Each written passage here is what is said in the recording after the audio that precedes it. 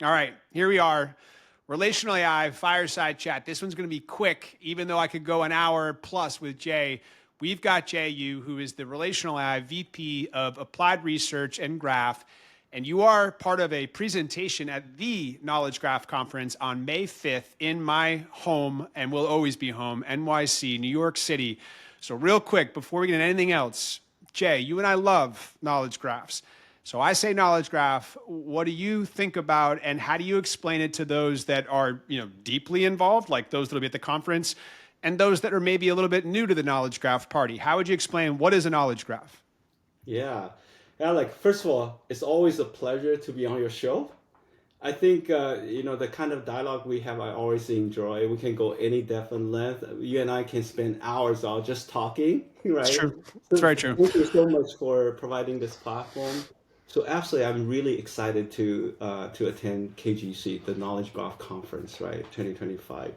Yeah, the first question I got asked a lot in my 18 years at Intuit as an enterprise architect, evangelizing, pushing for graph technology, knowledge graph. Of course, that question comes a lot. Now, everybody have their own internal interpretation of this. Here's my story. For me, knowledge graph is very simple. How do you represent knowledge using graph? So what's a graph? Graph has nodes and edges. And how do you represent the world or model the world using nodes and edges? Pretty simple. You say nodes represent a business concept or entity. Edge represents their relationship. But if we can take it even a level down, a particular entity like a person has a name, has a date of birth. What is the name? What is date of birth? These are also concepts. This could be value. Name is a string, right? So you just say a person has a name, that also is a relationship. So has a name for a person is also a relation connecting two concepts. Now, the concept about the name of date of birth is sometimes we call value type because there usually is a value. But the notion of a person is a lot more rich concept entity. So that's nodes and edges, right? If you model everything like that, then the entire world becomes a connected graph. So in this case, Jay knows Alec.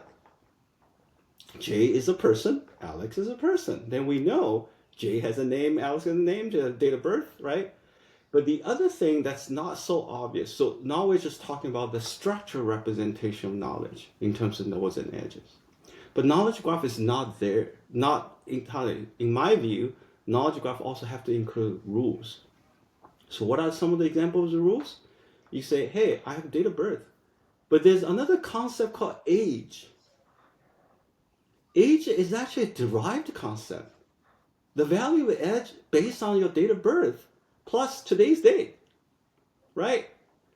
So this means not only we need to capture the structure relationship, the meaning, but also we have to meaning say, hey, this is derived. That means we have to use rules to derive those new concepts. Rules means computation, conditional logic. In our case, we can represent it in the declarative way. So long story short is really using graph represent model the whole world, the knowledge, using nodes and edges, entity, value types, relationship, and then using rules to derive new concepts or relationship between different concepts, as well as also you can use rules to derive new relationship as well. You can infer relationship.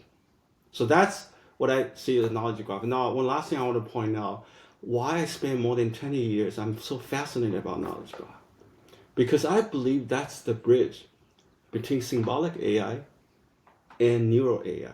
Neural AI is machine learning, statistics-based. You have massive data, machine learns the pattern, but it can only go so far, reach 75, 80% accuracy because it is statistics-based.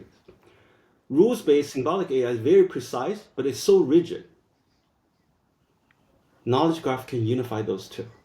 And that's my full definition of knowledge graph. That's perfect. Now we're going to make it real, right? So second of three questions. So the presentation, and don't give too much away because, I know you and Molham are going to bring it in New York City on the 5th of May. I'm actually not sure, between the 5th and the 9th, but regardless, y'all will be there. But lessons learned building a relational knowledge graph for intelligent supply chains on Snowflake is the title of the presentation. So without giving too much away, and you know I would love to ask you a lot of probing questions on this because this stuff is amazing. Tell us a little bit about, what you're excited, for in delivering the presentation and maybe any highlights you might be comfortable sharing. Yes. I basically, Mohan and I, and also a lot of people in our company, including you, actually really give us a lot of great material to do this presentation. What we want to do is to show the knowledge graph community there's actually a new way of thinking how to apply knowledge graph to solve for business problem, also elevate people's data to knowledge graph, but also integrate multiple AI workloads so it becomes a super intelligent application. And that's why I'm very passionate about. I know the whole knowledge graph community is actually going through a great resurgence of energy because of the Gen AI. Because we already covered in the past as well, why knowledge graph can increase the accuracy of your Gen AI application. But there's a lot more than that because the whole world about Gen AI or AI is turning into a world that you have to rely on a lot of AI agents to do automatic things to stitch things together. What we discovered through real concrete customer engagement like Blue Yonder, the leading supply chain management service provider, software service provider. Through that partnership, we learned how powerful this notion of relational knowledge graph is. So we want to share with the community this notion of relational knowledge graph literally can be easily applied on top of any relational data in Snowflake, running inside Snowflake. Why it's so powerful? What we did to make adoption much easier, to lower the cost barrier, lower the learning curve. Okay, what we did to integrate multiple AI reasoners workloads together so we can accomplish something that usually takes much longer time, also take a multiple stack technology, have to glue them together. And we learned a lot from that process. Again, I don't want to give away a lot of things. The talk is going to be on May 8th, 1 o'clock p.m. But even for 25 minutes, we're not just doing the talk. We're showing with a distilled example, running code, running demo, illustrate how all these things can be stitched together. Number one, elevate your data in data cloud to knowledge graph. Very semantic rich, contextual rich knowledge graph. Number two, how we can allow you to use graph reasoning to find insight in your supply chain. Number three, how we can actually run integrated solver, which is mathematical optimization, sometimes we call prescriptive reasoning, to actually give you the best optimal way to optimize your supply chain. When, where, how, to do what, at what time so that you can maximize your profit but lower your cost and reduce delivery time. All these can be done in a matter of, I just want to give up one thing. 1,500 lines of well-documented code can accomplish all the things I talked about. By the way, last but not least, all these can be served with a Gen AI interface. We include Gen AI integration so that people can realize how powerful this platform is, this new approach. But we can deliver with such a compact system, only less than 1,500 lines of Word document code can accomplish all those. That's why we're very excited. We want to share that with the community. And I can guarantee that the community is going to be very excited for what you and Molham are going to share on the 8th. One last question, Jay, anything you want to share, before we wrap this up, because we are going to keep this one a little bit shorter than the others. We've got a lot more to talk about other time, but anything else you want to share with the community or the audience, please, the microphone's yours. Yeah, I'm really looking forward to the community because I know a lot of people since my Intuit days, my Tiger Graph days, and everybody's doing a great job trying to pushing forward this agenda, meaning how powerful knowledge graph is.